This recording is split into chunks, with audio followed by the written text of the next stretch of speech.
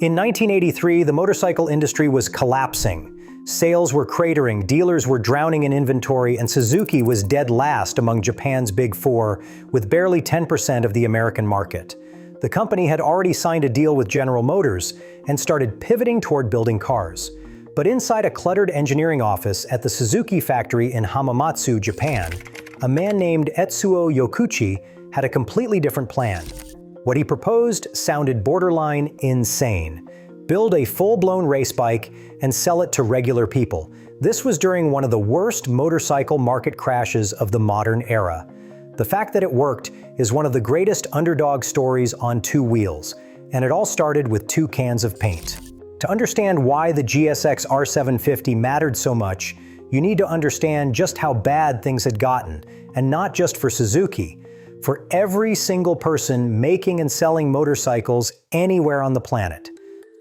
Suzuki Motor Corporation started way back in 1909, and they did not even make motorcycles.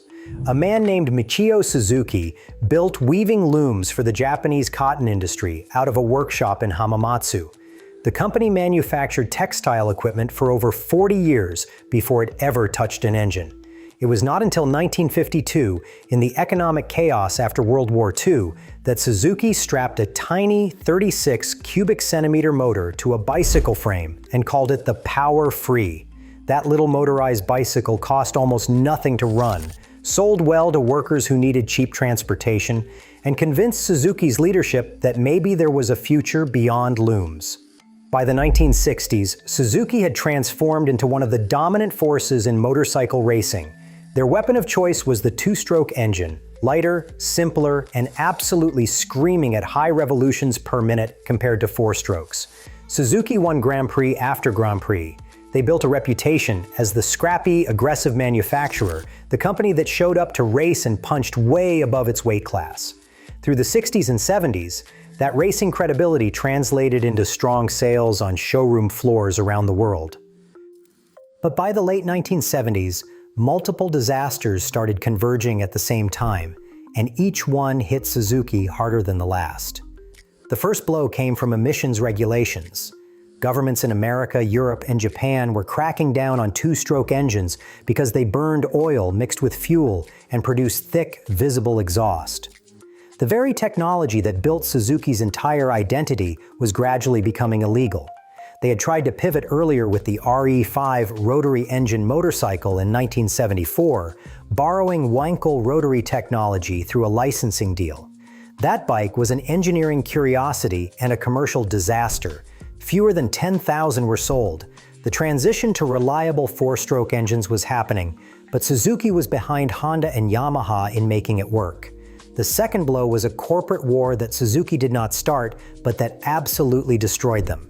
In early 1982, after Yamaha's president publicly boasted that his company would overtake Honda within a year, Honda president Kiyoshi Kawashima responded with a now infamous declaration. The rough translation from Japanese is, "We will crush Yamaha." What followed was one of the most destructive corporate wars in manufacturing history, concentrated between 1981 and 1983, and the motorcycle press came to call it the Honda-Yamaha War. Honda introduced or updated 113 motorcycle models between 1981 and 1983. Yamaha desperately tried to match them, pushing out 37 new models in roughly the same period. Neither company could sell anywhere near what they were producing. The result was a catastrophic flood of unsold motorcycles sitting in warehouses and on dealer floors across the world. Prices collapsed as both companies slashed margins trying to move inventory. Dealerships went bankrupt. Yamaha's unsold inventory ballooned so badly that it reportedly represented about half of the entire Japanese motorcycle industry's surplus stock. By early 1983, Yamaha's leadership publicly admitted defeat. Their president reportedly apologized to shareholders and acknowledged Honda's superiority. But here's the part that does not get talked about enough. Suzuki and Kawasaki were the real casualties of this war. They were not even fighting it. They were bystanders who got steamrolled by the crossfire. The war made everything worse, but it hit Suzuki so hard because Suzuki was already vulnerable.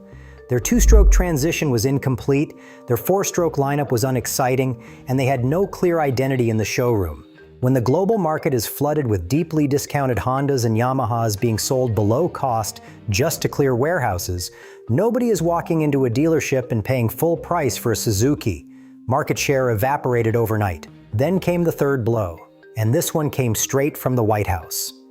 In April 1983, President Ronald Reagan issued a presidential proclamation imposing temporary additional tariffs on all imported motorcycles with engine displacement over 700 cubic centimeters, starting at 45%, and scheduled to step down over 5 years. The stated goal was protecting Harley-Davidson, the last American motorcycle manufacturer, which was in dire financial trouble and had formally petitioned the International Trade Commission for relief from Japanese competition. For Suzuki, this tariff was devastating. Their large displacement sport bikes and touring machines, the models with the fattest profit margins, suddenly became far harder to price competitively in the United States. American dealers either had to absorb the added cost and watch their margins disappear, or raise sticker prices to levels that pushed customers toward Harley, which now had a massive pricing advantage in the segments where both companies competed. So picture Suzuki's motorcycle division in 1984. Two-stroke technology, their founding advantage, was being regulated into extinction. The market was still recovering from the worst inventory glut in the history of the industry. A massive American tariff was strangling their most profitable bikes at the border. U.S. motorcycle sales had fallen from over 1 million units annually at the start of the decade to a fraction of that, and Suzuki's share of the American market had cratered to roughly 10%. Honda controlled nearly 60%, Yamaha held about 16%. Even Kawasaki had edged past Suzuki with 10.5%, dead last among the big four. The decisions being made at corporate headquarters in Hamamatsu told you everything about how leadership was reading the situation. In 1981, before the Honda-Yamaha war even ended, Suzuki had already signed a strategic alliance with General Motors and Isuzu focused on small car production. GM purchased an ownership stake in the company. They launched joint automobile manufacturing ventures in India and Pakistan. And Suzuki's long-term strategic growth increasingly tilted toward automobiles, where the company saw far larger scale and revenue potential. Over the following decades, motorcycles would become a much smaller slice of Suzuki's overall business, with cars eventually generating several times more revenue. Nobody at the corporate level publicly said they were going to shut down or sell the motorcycle division. That claim gets repeated on motorcycle forums and in YouTube comments, but no credible source confirms it actually happened. What the corporate record suggests is something more subtle and arguably more dangerous. Not an active shutdown, but a form of strategic neglect. The motorcycle division wasn't being actively killed.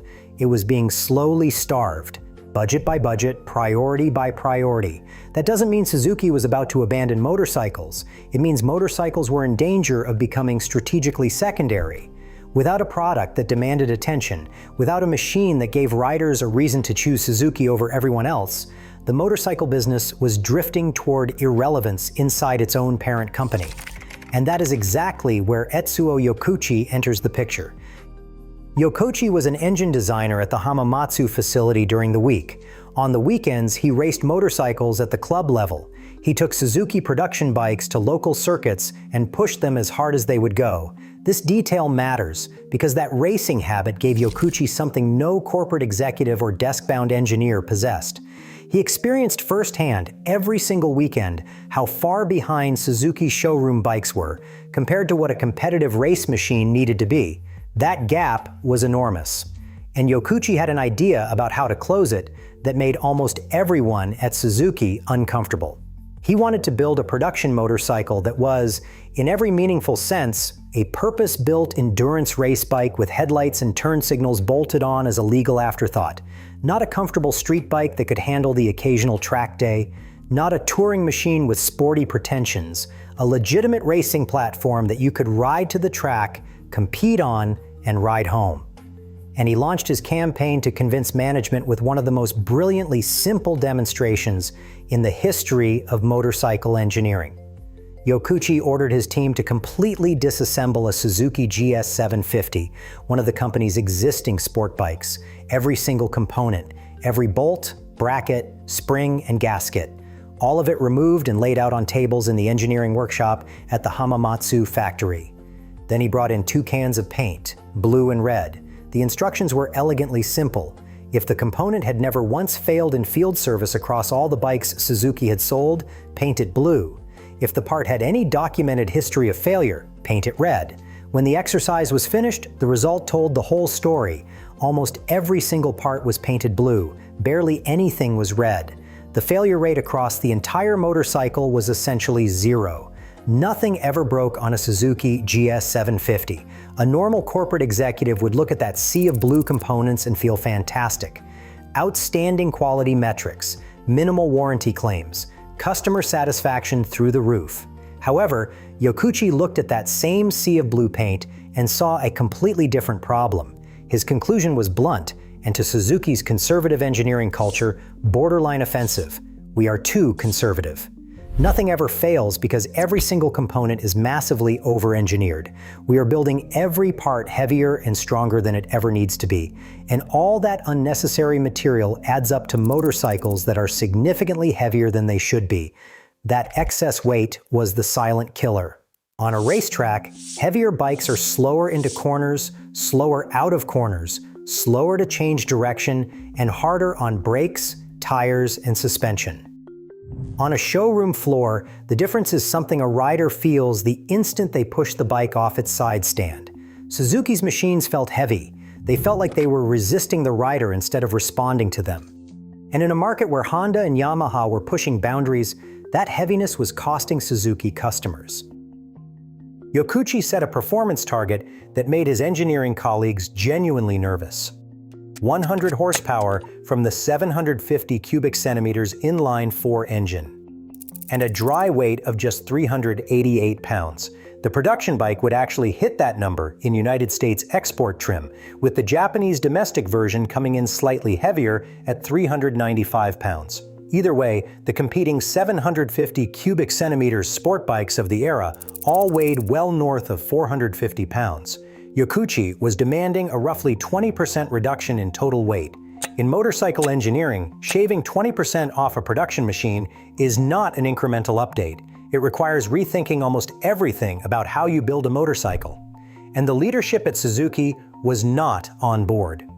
According to development histories compiled from interviews with the original GSX-R engineering team, Suzuki's senior executives were not convinced it was a serious business. Suzuki had the most conservative corporate culture of any Japanese motorcycle manufacturer. They did not gamble. They did not launch radical products during market depressions. They built solid, predictable, reliable motorcycles, kept costs under control, and tried to ride out tough times without making waves. But Yokouchi had one argument that nobody in those meetings could dismiss. Suzuki's endurance racing program had been quietly running a prototype designated the XR41, also known as the GS1000R, in various competition configurations. This race machine used technologies that the production side of the company considered too radical for showroom bikes. A lightweight aluminum box section frame that weighed less than half of a conventional steel frame. Oil cooling jets that sprayed directly onto the undersides of pistons instead of relying on heavy liquid cooling systems, and lightweight components absolutely everywhere. In 1983, that XR41 platform won the FIM World Endurance Championship, a genuine world title at the highest level of long-distance motorcycle racing. Yokouchi's pitch to the skeptical executives was beautifully logical. He argued that they had already proved these technologies work. They did not just test them. They won a world championship with them. Everything he proposed for the production bike had been validated at the highest level of international competition. Let me build the version that regular people can buy. That argument was hard to dismiss, even for the most risk-averse executive. The engineering that went into the production GSX-R750 broke with nearly every convention in the motorcycle industry. And the most controversial decision was the very first one: how to keep the engine cool. By 1985, Honda, Yamaha, and Kawasaki had all converged on liquid cooling for their performance engines. Coolant circulated through water jackets cast into the cylinder walls and head, ran through rubber hoses to a radiator behind the front wheel, and was driven by a mechanical water pump. The system was proven, effective, and had become the industry standard. Yokouchi rejected it entirely. He developed what Suzuki branded as SACS, the Suzuki Advanced Cooling System. At its heart, This was an oil cooling system, but dramatically more sophisticated than anything that label might suggest. A dual-chamber oil pump circulated up to 10 liters of oil per minute through the cylinder head and engine internals. Precision-aimed jets sprayed oil directly against the undersides of the pistons, pulling heat away from the hottest spots in the combustion cycle. And the origin story for this cooling approach is honestly one of the best in all of engineering. Yokouchi cited two inspirations. The first was World War II-era aircraft radial engines, which relied on oil circulation for cooling because liquid cooling systems were too vulnerable to battle damage. A single bullet through a coolant line would take the whole engine down. Oil cooling was more resilient and considerably lighter. The second inspiration was his grandmother. No joke. She taught him as a child that when you heat bath water from below, you need to keep stirring it to prevent painful hot spots from forming against the bottom of the tub. That same principle, using circulating fluid to redistribute concentrated heat evenly, became the theoretical backbone of how SACS managed engine temperatures. The weight savings were substantial. By eliminating water jackets in the engine castings, the radiator, all the coolant hoses, the water pump, and the coolant reservoir, SACS saved roughly 10% in engine system weight compared to an equivalent liquid-cooled setup. When your entire design philosophy is centered on eliminating every unnecessary gram, 10% is a huge win from a single engineering decision. The frame was equally radical.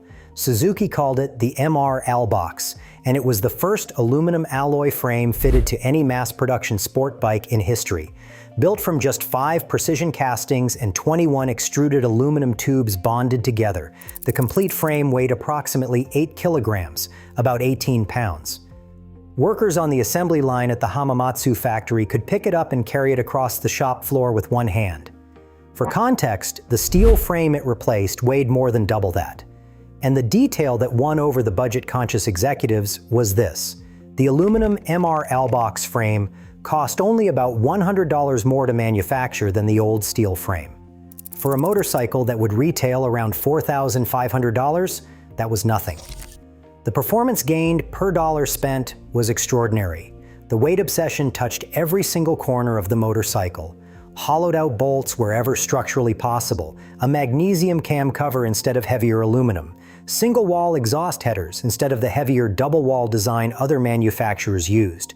The alternator was relocated from its traditional position to behind the cylinders, which narrowed the crankcases and allowed riders to tuck their knees in tighter against the tank. Every individual component was interrogated with one question: does this need to weigh this much?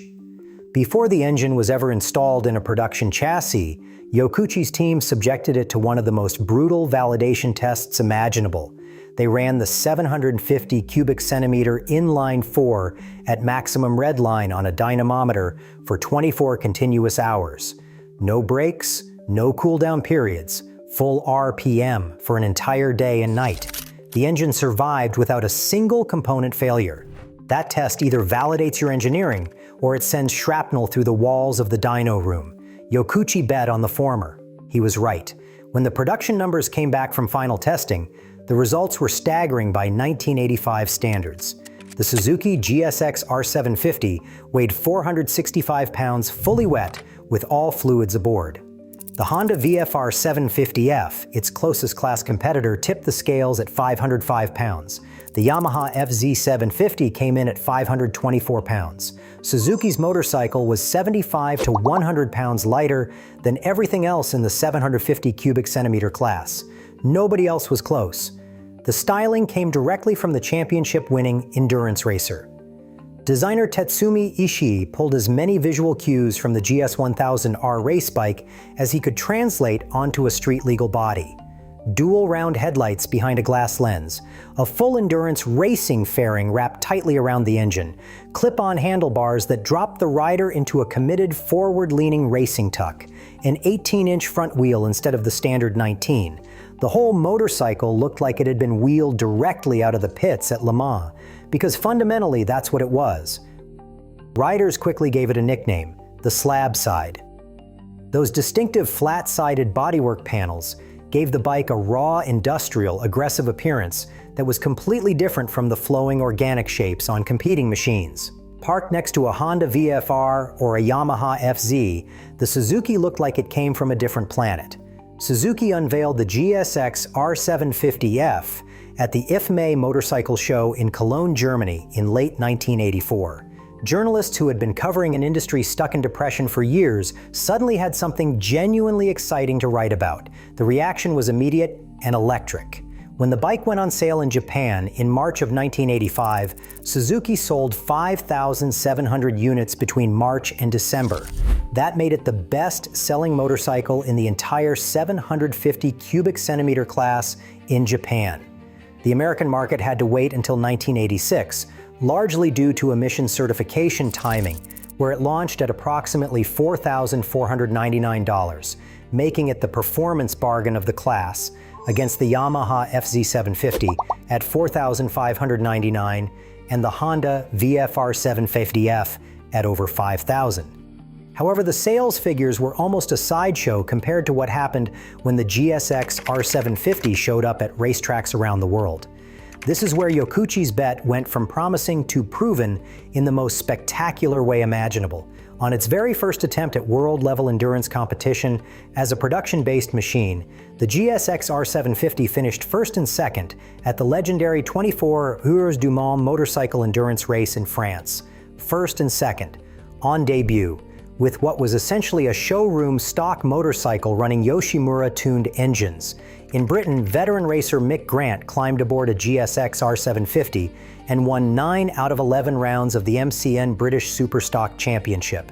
At the Isle of Man TT, one of the oldest and most dangerous road races on Earth, the first 4 finishers in the production TT class were all riding Suzuki GSX-R750s. The domination was not close. It was not a contest. In the United States, Cycle World magazine organized what might be the most grueling public validation test ever inflicted on a production motorcycle.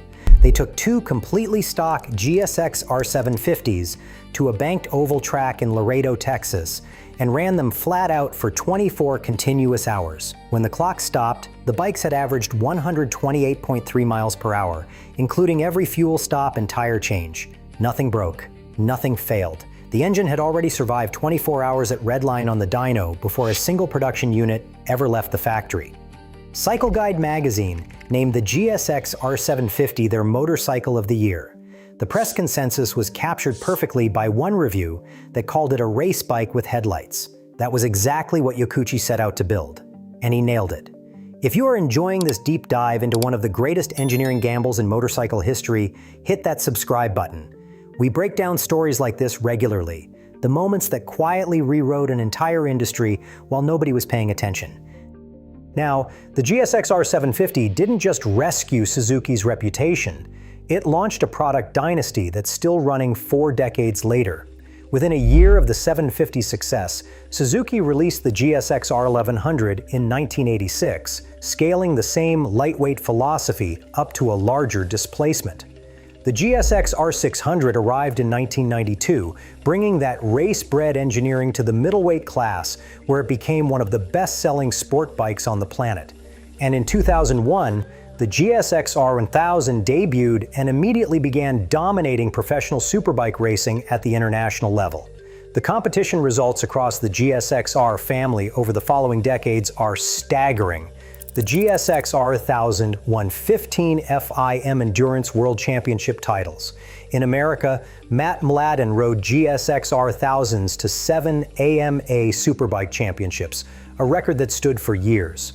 By 2012, Suzuki celebrated the 1 millionth GSX-R, rolling off the production line across the entire model family. 1 million motorcycles, all tracing their DNA back to a project that top management didn't think was serious. And then there was the Hayabusa. In 1999, Suzuki launched the GSX-1300R Hayabusa as the fastest production motorcycle ever built, reaching 194 miles per hour from the factory. The Hayabusa was a direct descendant of the engineering culture Yokouchi established with the original GSX-R, and the naming was one of the best pieces of corporate trash talk in motorcycle history. Hayabusa is Japanese for peregrine falcon, a bird famous for one specific behavior, hunting and eating blackbirds. Honda's flagship at the time was called the Super Blackbird. Suzuki literally named their motorcycle the thing that eats Hondas.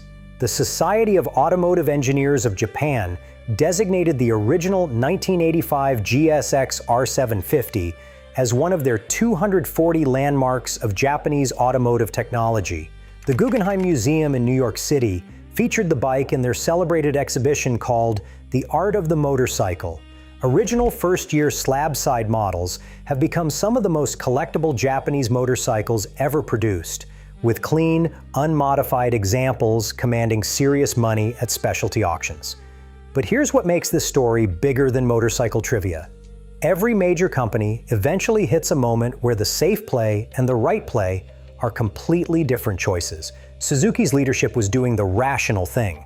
They were hedging with automobile partnerships, building cars in India, signing deals with General Motors, and letting the motorcycle division quietly shrink as a slice of total corporate revenue. That's the conservative, spreadsheet-approved strategy, the one that doesn't get executives fired. And honestly, it would have worked fine. Suzuki would have survived as an automobile company that also happened to put its name on some motorcycles. Yokouchi refused to accept that version of the future. He didn't have the authority to change corporate strategy. He wasn't making portfolio decisions in the boardroom. He was an engine guy who spent his weekends at the racetrack.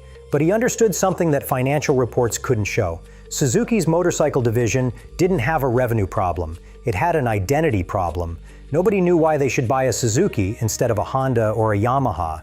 And you don't solve an identity crisis with incremental cost cuts. You solve it by building something so different, so undeniably excellent, that the entire industry has to respond. He took a championship-winning racing concept, fought through a corporate culture that didn't want risk during the worst market conditions in memory, and delivered a motorcycle that was 75 pounds lighter than anything in its class. A motorcycle that won endurance races on its debut weekend. A motorcycle that survived a full day screaming at red line on a dynamometer before a single unit shipped to a dealer. Cycle World magazine published a line in March of 1985 that still holds up 40 years later. They wrote that sport bikes would now be measured in two eras, before the GSX-R and after it. One engineer, 2 cans of paint, 388 pounds of aluminum frame and oil-cooled fury, and a company that almost forgot it was a motorcycle manufacturer at all. That's the story of the Suzuki GSX-R750. And if you want to see another engineering gamble that rewrote an entire industry, check out this video right here.